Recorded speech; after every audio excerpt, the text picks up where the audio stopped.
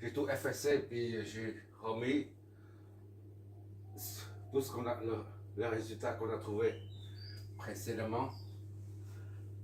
Maintenant, qu'est-ce qu'on va faire? Là, on a l'intensité instantanée du courant I. D'accord?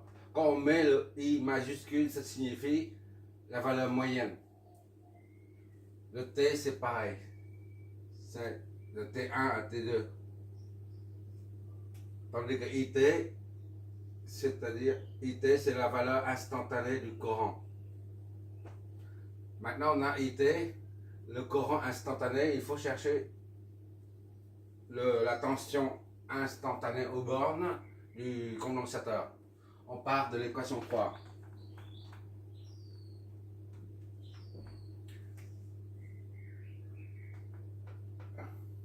Ici, là, c'est dVT sur dt est égal à IT. D'accord? Et donc, dVT est égal à 1 sur C fois IT fois dt. Comme on a dit, ça c'est une petite quantité, très infiniment petite, une petite quantité de temps. Et là, c'est une petite quantité de variation de tension. Quand on voit de part et d'autre du signe égal, on peut intégrer. S'il n'y a qu'un seul, par exemple ici ou là, on ne peut pas intégrer. Il y a une seule lettre d'un côté, de l'autre, il n'y a rien, alors on ne peut pas intégrer. Mais pas. Dans le cas présent, on a des T de ce côté et D de l'autre, donc on peut intégrer. Qu'est-ce que ça nous donne? L'intégration.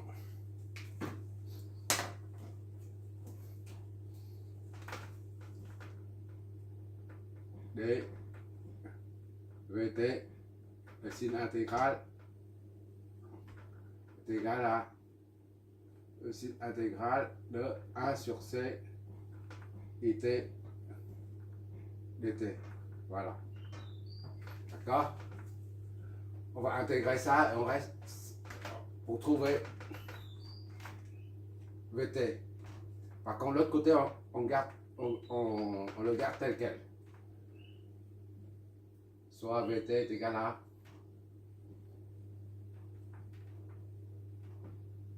1 sur C IT dt.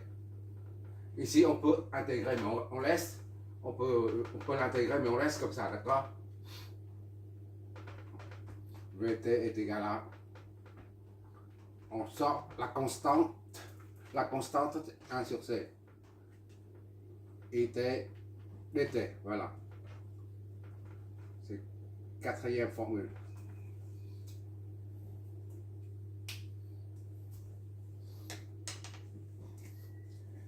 Maintenant, on a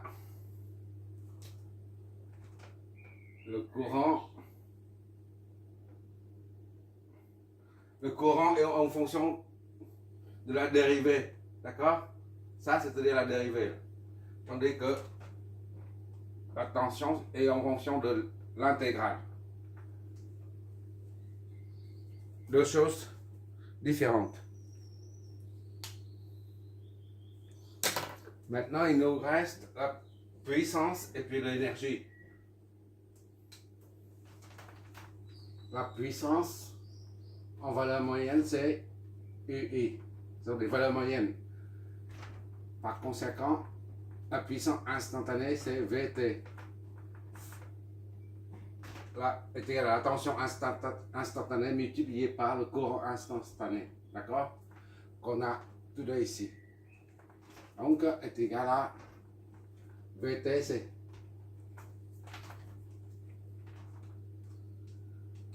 VT, on remplace dedans ça, alors là, VT. Là.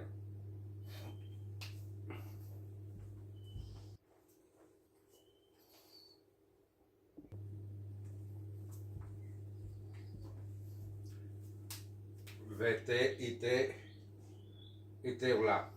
VT, on laisse comme ça, VT fois IT. IT, c'est CV prime. VT prime. D'accord?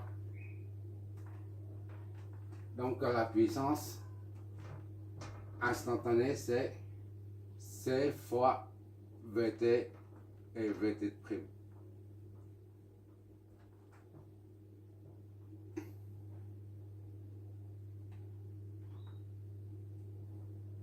Cinquième équation. Maintenant, c'est l'énergie. L'énergie, sachant que la puissance est égale à énergie divisé par le temps. D'accord? Donc, énergie est égale à puissance fois le temps. À la maison, au niveau du compteur électrique, on a ou alors tous les 4 mois ou tous les 2 mois, on reçoit une facture EDF qui nous dit des kilowattheures. Kilowattheure. Watt for heure, c'est kilowattheure. D'accord? C'est pas kilowatt par heure. Ça, c'est kilowattheure. Parce que c'est écrit comme ça, kilowattheure. Voilà. C'est un produit. D'accord?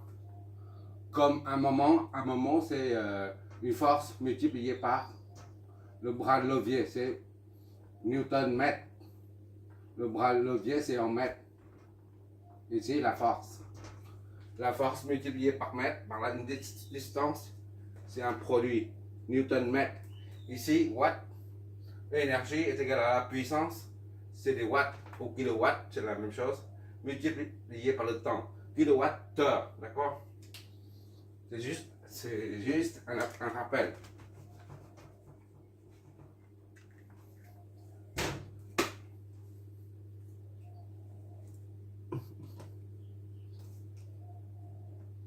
Comment on va calculer tout ça?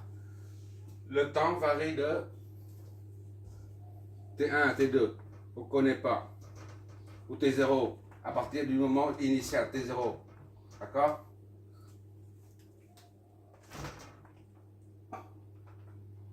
O. T.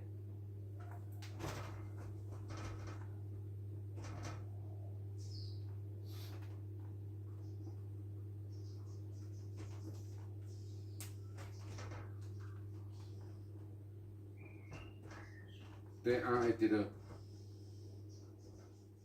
T0, T1, T2, d'accord? Voilà. Bon.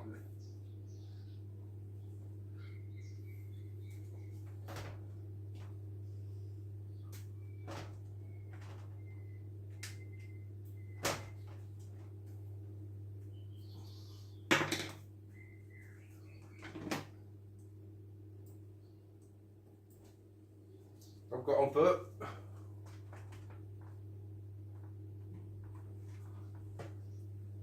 multiplier par T, c'est-à-dire on fait une intégration de T1 à T2.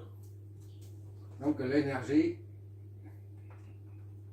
est égale à la puissance T. T varie de T1 à T2, d'accord? En fonction du temps, T1 à T2.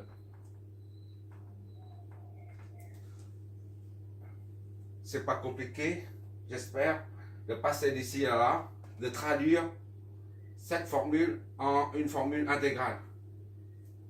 Puisque T varie de T1 à T2, on prend la totalité de la puissance pendant l'intervalle de temps T1 à T2. L'intervalle de temps T1 à T2, où la puissance se produit. D'accord? C'est ça.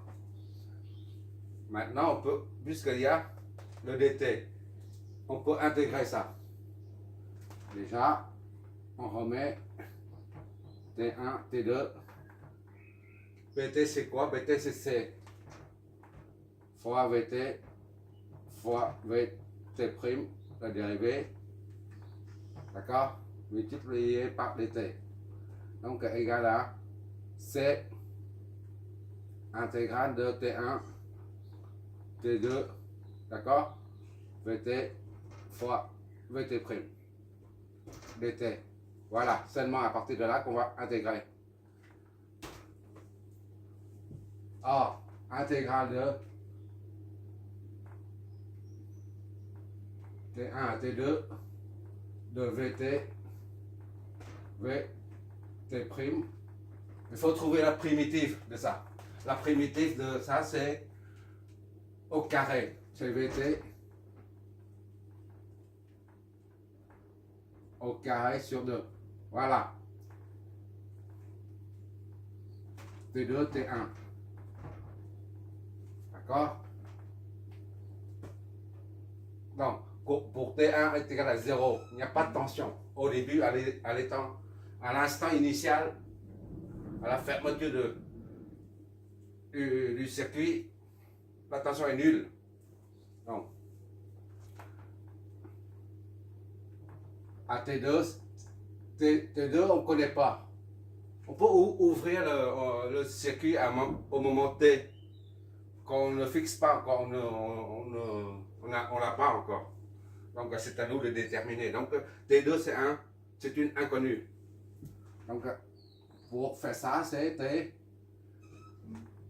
T2 on remplace dans c'est T, parce que c'est inconnu. D'accord? Au carré sur 2 moins T1 c'est 0. À l'instant initial c'est 0. 0, il n'y a pas de tension. D'accord? Donc, P est égal à...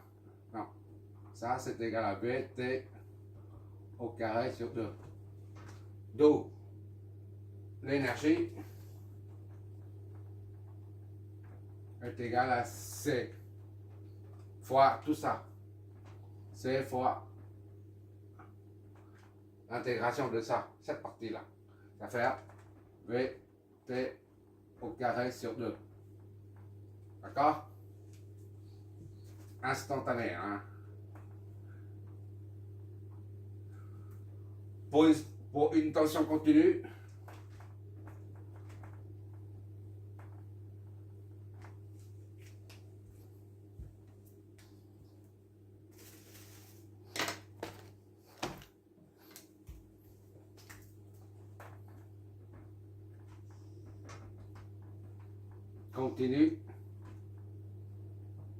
on a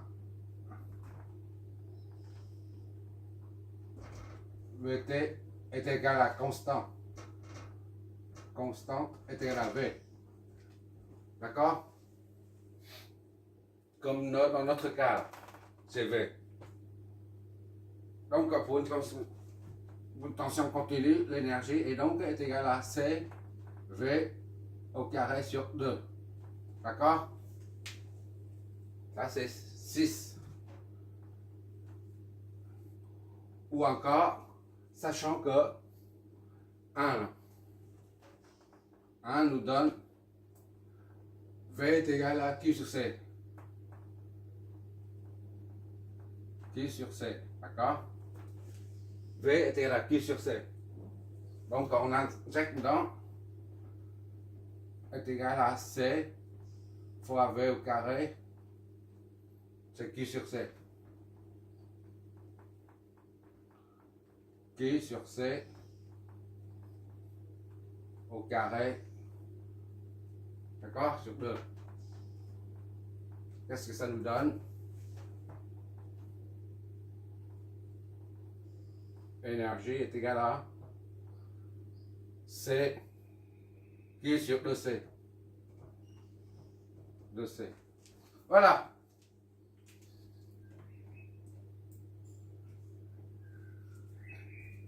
Q carré sur 2C.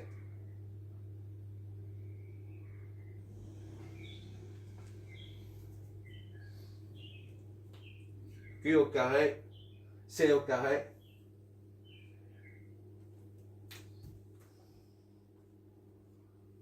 Voilà. Soit ça, c'est la même chose. On continue. D'accord? On continue, le courant continue, on met ça comme ça. C'est là. Courant continu. Voilà. CC, VCC. VCC. Source de tension continue, ce qui signifie aussi, cela signifie aussi le courant continu.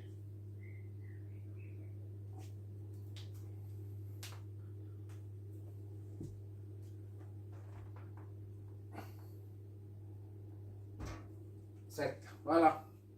Voilà, on a terminé tout ce qui concerne un condensateur. Juste les formules à retenir. On utilise surtout ça surtout, ça, ces deux-là. D'accord? Et l'énergie. On va faire des exercices concernant les condensateurs. Un petit rappel, c'est la capacité est égale à epsilon A sur D. Ça, on ne verra jamais ça. Ça, c'est la structure interne du condensateur. Sur un condensateur qu'on voit dans un circuit électronique, on voit deux bornes. Voilà. Et marqué dessus, c'est égal à 3 microfarads par exemple. Voilà. Et 400 volts. V est égal à 400 volts par exemple. Un condensateur, c'est ça qu'on voit sur un condensateur. C'est ça, c'est tout ce qu'on a besoin. On n'a pas besoin de connaître ni la permittivité, ni la surface à l'intérieur, ni la distance. On ne voit pas de toute façon. Et après, à partir de là, si on branche dedans, on aura un courant. Une source de tension ou voilà. Si ça c'est un condensateur alternatif, il s'agit d'un condensateur en tension continue, on a un signe plus et moins. Et il s'agit là d'un condensateur chimique. Et il ne faut pas inverser les pôles, sinon ça explose comme une petite grenade. D'accord? C'est très important quand il s'agit d'un condensateur chimique polarisé. On dit polarisé parce qu'on a deux signes, plus ou moins, pour dire polarisé. Et la capacité d'un condensateur polarisé est celle non polarisée. Là, il n'y a pas de signe. On peut brancher comme on veut. Voilà. Là, c'est l'alternatif. C est égal à 5 picofarads par exemple. Et V est égal à 220 par exemple. Voilà. C'est que la capacité ici, c'est beaucoup plus grand que celle ici. Grâce à son pouvoir de stockage de l'énergie. Si on fait un zoom dedans, ici, là, c'est un exemple. Hein. On verra des petites lamelles comme ça.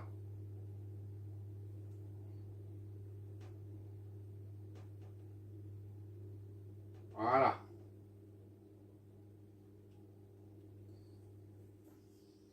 Et entre les deux là, c'est le vide, c'est la résistance D. D'accord? Entre les deux, c'est la distance D. Mais infiniment petite. De l'ordre des micromètres.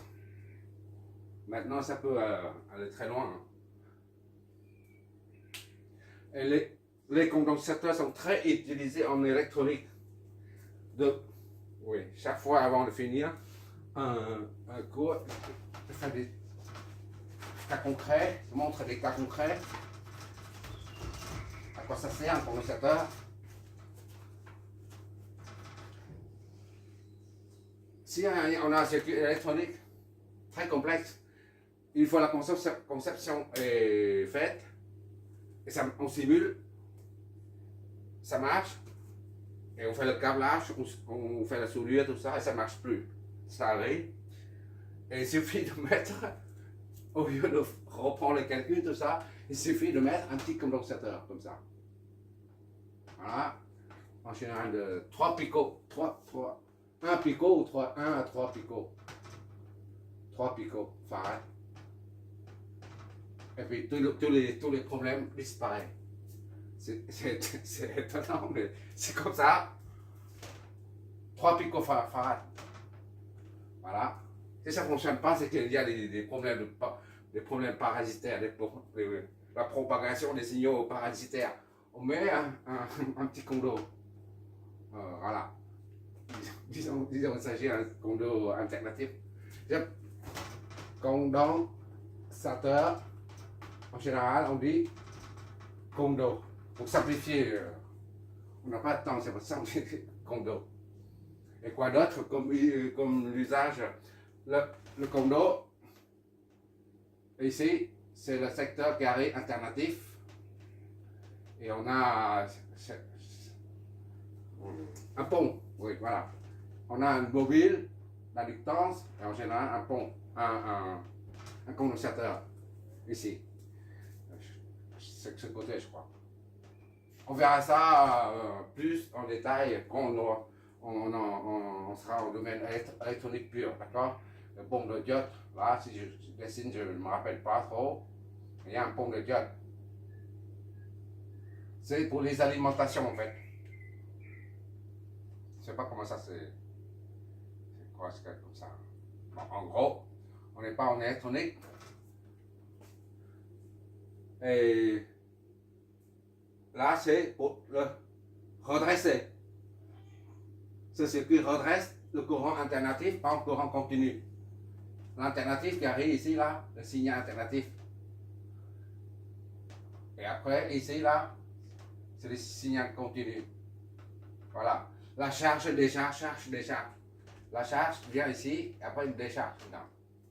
Là, c'est deuxième application. Et troisième application, c'est quoi? C'est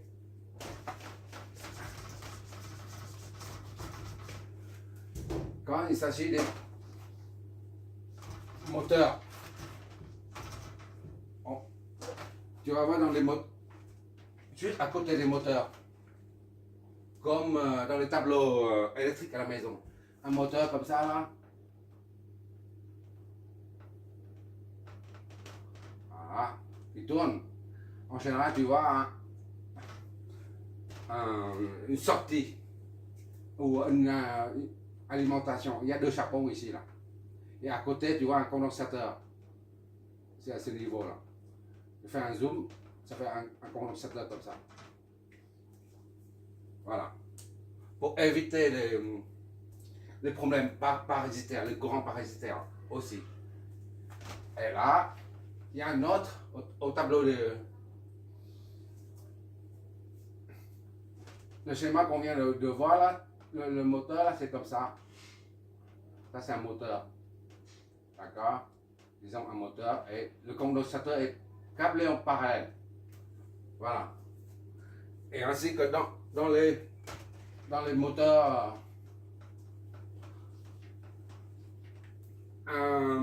pour un réfrigérateur, il suffit de regarder le compresseur. Un réfrigérateur comme ça, un combiné. C'est un combiné, je crois. Combiné. On a juste derrière, là, ça c'est derrière, d'accord? Tu as un compresseur comme ça. Il suffit d'enlever. C'est mono. Il y a deux pastilles en plastique. Parce que c'est en mono. Il y a 3 pattes. Et pour que démarrer le moteur, le compresseur, c'est le moteur. Là, c'est un moteur qui tourne. Démarrer, il y a un condensateur pour démarrer.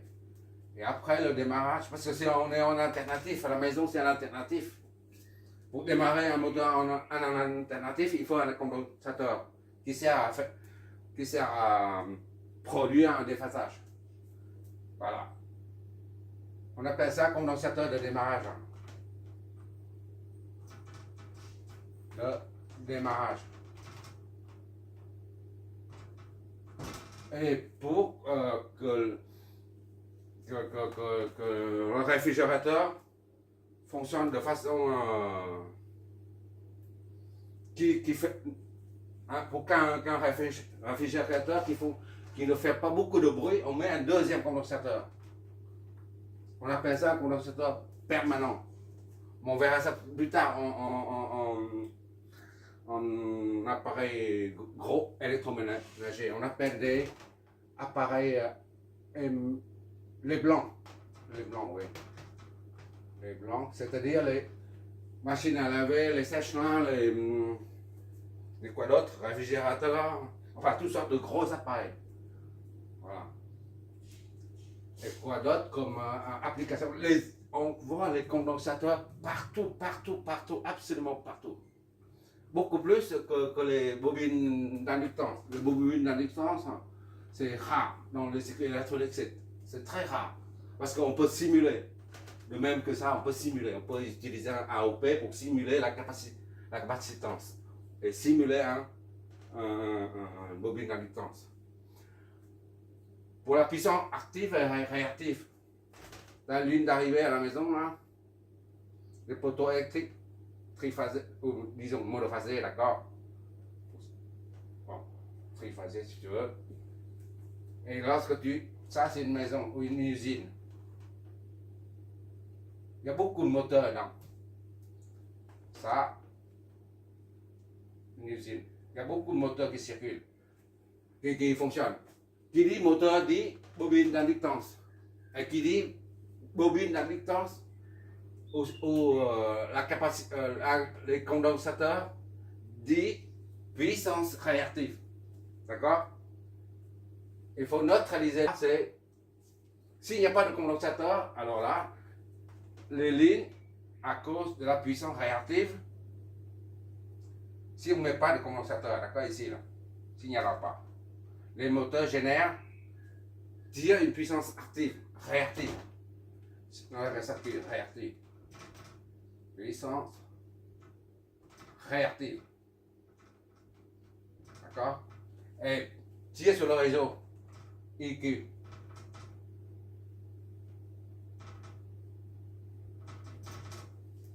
Le réseau fournit non seulement la puissance active, IP, on appelle IP, mais en plus, le réseau doit fournir la quantité d'énergie réactive, ce qui est à proscrire en fait. EDF ne veut pas, dans la mesure du possible, EDF ne veut pas nous transférer la puissance, nous fournir la puissance réactive. Or, les moteurs consomment ce genre de puissance. Et pour éviter ce problème de puissance réactive qui se propage sur les lignes, qui va surcharger les lignes, on peut dire ça comme ça, et bien on met les condensateurs qui fournissent à la place du réseau EDF, une fournit de la puissance réactive au moteur. Voilà. Et une fois on met dedans, et ben, il n'y a plus de puissance réactive dans les lignes. C'est fini, parce que le moteur tire de la puissance réactive à partir des condensateurs. C'est ça. Imaginez s'il n'y a pas de condensateur, il y a donc la puissance réactive à cause de la présence des moteurs. Dans ce cas-là, la ligne devient plus chauffe davantage parce qu'il y a deux puissances, il y a deux courants, le courant actif et réactif. Quoi d'autre? Et par conséquent, puisque la puissance réactive, c'est une puissance non consommable par les éléments résistifs. Ça se je ne vais pas dans les détails, c'est parce qu'on n'en est pas là. Si on ne met pas de condensateur, on verra ça plus tard. Si on ne met pas de condensateur, il y a deux puissances dessus. Or, la puissance réactive, c'est une puissance oscillatoire. C'est-à-dire, il va de là à là, il va de là à là, il circule comme ça, et revient. Il circule comme ça revient. On est dans le cas où il n'y a pas de condensateur, d'accord? La puissance va et devient sans cesse.